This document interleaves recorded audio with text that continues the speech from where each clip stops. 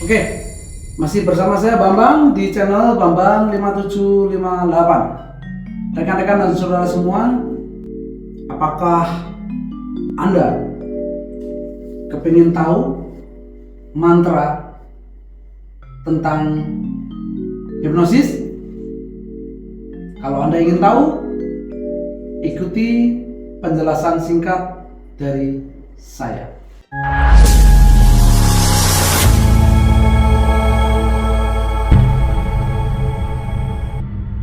Oke, sekarang tentang proses hipnosis. Sekali lagi di channel saya, di konten saya sebelumnya saya sampaikan, hipnosis adalah ilmunya. Hipnotis adalah yang melakukan hipnosis. Jadi pelakunya, subjek itu yang dihipnotis atau subjek. Jadi rekan-rekan Bambang 5758, proses hipnosis itu meliputi pre-induksi dan induksi, lantas ke deepening, turun lagi ke sugesti, suggestion, dan anchor atau jangkar. Lanjut, yang terakhir yaitu terminasi atau penyelesaian. Dan di situ masih ada post hipnotik. Jadi saya ingin menjelaskan secara singkat dari mulai pre-induksi, induksi, deepening, sugesti, dan anchor serta terminasi. Jadi induksi ini merupakan sebuah edukasi. Karena apa? Di tengah-tengah masyarakat terkadang berpikir ilmu hipnosis atau hipnotis yang dikenal oleh masyarakat itu sesuatu hal yang menggunakan bantuan jin, mantra, atau harus puasa dan lain-lain. Namun di sini tugas seorang hipnosis ini harus menjelaskan atau edukasi terhadap si subjek yang akan dihipnosis. Jadi tugas seorang hipnotis menjelaskan atau edukasi tentang hipnosis itu sendiri. Bahwasanya hipnosis tidak perlu puasa dan tidak perlu mantra-mantra yang lain. Mantra yang dimaksud nanti terletak pada induksi, mungkin itu disebut mantra. Jadi, dan tujuannya pre-induksi adalah membuat holding rapot atau kedekatan antara si penghipnotis dan si subjek. Jadi agar si subjek atau agar si subjek itu percaya dengan si kehipnotis.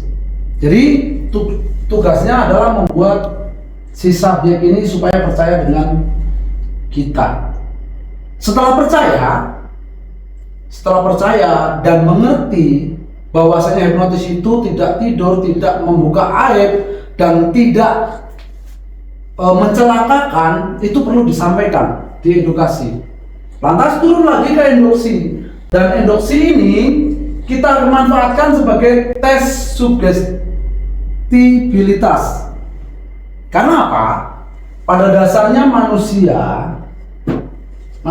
itu ada yang sugestifnya sangat tinggi atau mudah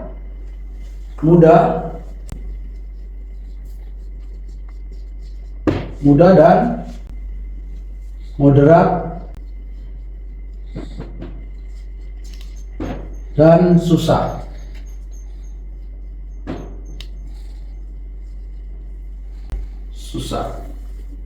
Tetapi semua bisa dihipnotis. Karena pada dasarnya manusia mempunyai panca indera yang lebih menonjol dan biasa dipakai oleh seorang hipnotis adalah visual, auditory dan kinestetik.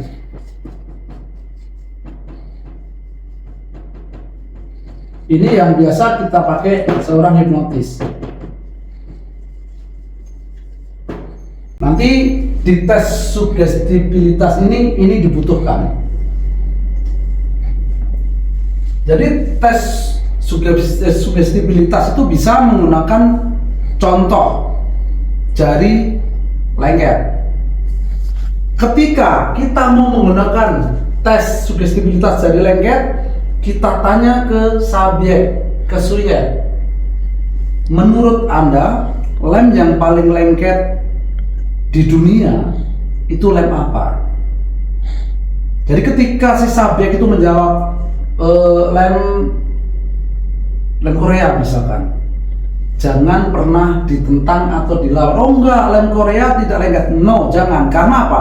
Yang tersimpan di dalam memori si subjek adalah lem Korea.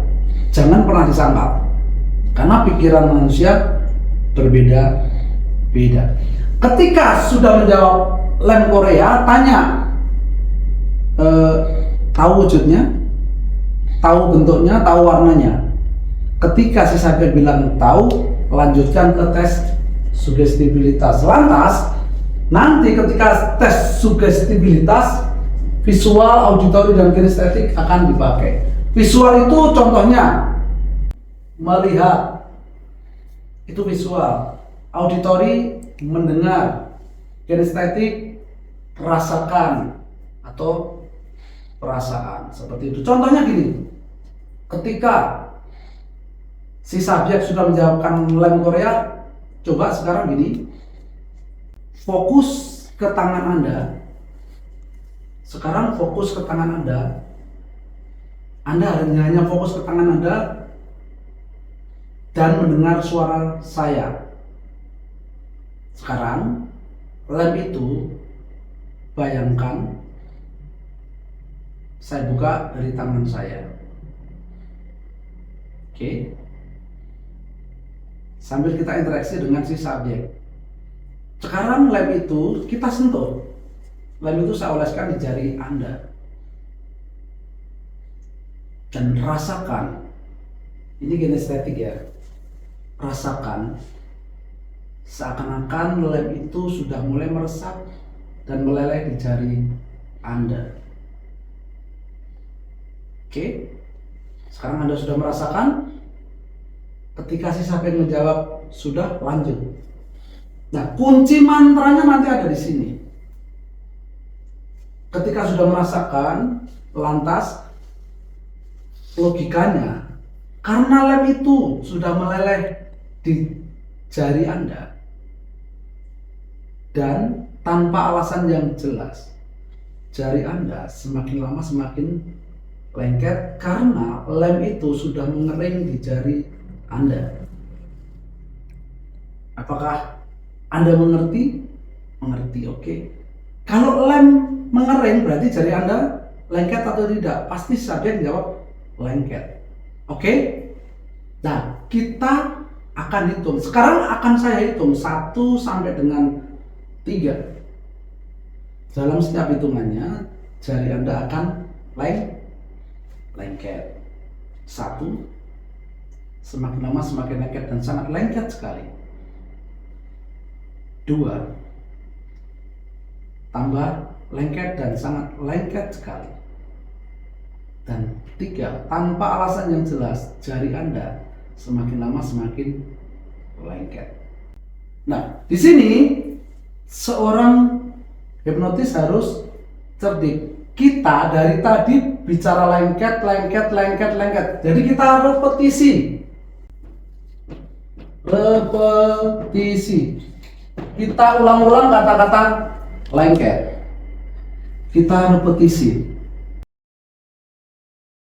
Jadi, tanpa alasan yang jelas, nanti ketika Anda ingin membuka, yang terjadi tangan Anda semakin lama lengket. Itu convert. Jadi convert itu tanpa alasan yang jelas, ketika Anda ingin membuka tapi yang terjadi malah lengket. Itu convert hipnosis itu sendiri. Setelah itu hitung, oke sekarang gini 1, 2, dan 3, silakan dibuka. Ketika tidak bisa dibuka, jangan takut, nanti saya yang akan membantu membuka. Jadi biar si subjek tidak takut. Terus ketika memang lengket, kita jangan panik. Kita terus jangan berdoa, lengket, kita berhasil biarkan. Oke sekarang gini, tangan Anda benar lengket ya, kita ikut tes. Semakin lama semakin lengket, justru semakin lama semakin lengket, kita tes. Setelah itu coba Anda ulang lagi. Sekarang saya akan hitung 1 sampai dengan 3, hitungan ketiga jari Anda terbuka, 1, 2, dan 3. Ketika sudah terbuka, kita ganti tes sugestibilitas yang lain, mungkin dengan tangan lengket, mungkin dengan tangan kaku, mungkin dengan mata lengket. Sama, kita repetisi lengketnya, kita tanya dulu lemnya, jangan pernah ditentang. Setelah itu masuk ke induksi. Nah, induksi ini sendiri tadi sudah kita lakukan menggunakan tes sugestibilitas. Setelah tadi tes jari lengket, mata lengket, kita mungkin bisa melakukan dengan shock induction, dengan menghentakkan. Sekarang fokus, suruh lihat satu fokus ke mata saya, ambil nafas dari hidung, keluarkan dari mulut, dan kita ketika sudah rileks ini, si subjek sudah rileks, besok akan saya praktekkan langsung. Ketika sudah rileks, kita shock, tidur. Ketika sudah tidur, kita harus menjaga si subjek supaya aman. Kita pegang belakang kepalanya agar tidak terbentur, karena kepala bagian belakang ini sangat sensitif. Tidur, langsung kita posisikan, pertahankan posisi Anda, jangan sampai terjatuh.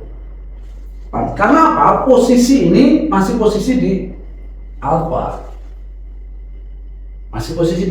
Lantas bagaimana? Kita lakukan deepening atau pendalaman. Dengan cara apa?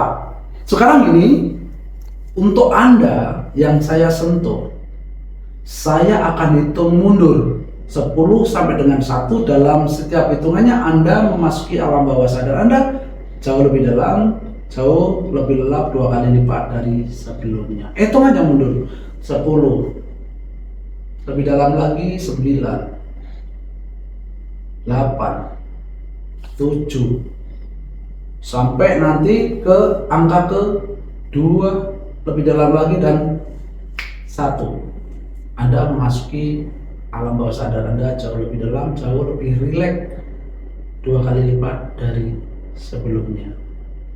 Seperti mungkin bisa kita lakukan lagi dengan deepening, dengan cara kita tes lagi, kita angkat tangannya, dan ketika tangan Anda saya angkat lalu saya jatuhkan, maka Anda akan semakin rileks, semakin santai, semakin nyaman memasuki alam bawah sadar Anda. Jatuhkan tangan.